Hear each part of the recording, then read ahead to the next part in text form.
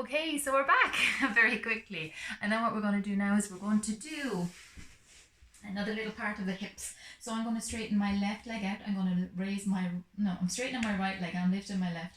And then what I'm going to do is I'm going to roll that left leg across the body.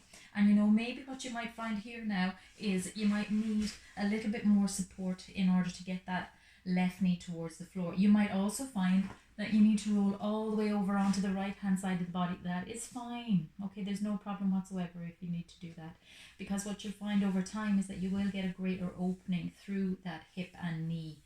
Okay, now the other thing I'll suggest to you if you sleep on your side is to try always to keep something between your knees like that. Okay, it just helps to balance out what's happening with that hip flexor, because if you can imagine like that, what's happening is gravity is pulling all night on the hip flexor, because the knee is lower than the hip. Whereas if you pop something in between your knees like that, what would happen is you would keep the knee in line with the hip. There's no extra draw or pressure on the hip flexor there. Okay, so that can be nice and useful as well as being comforting. Now, so let me get back to this one. So the body is across the mat now, or is across the left, legs across the right.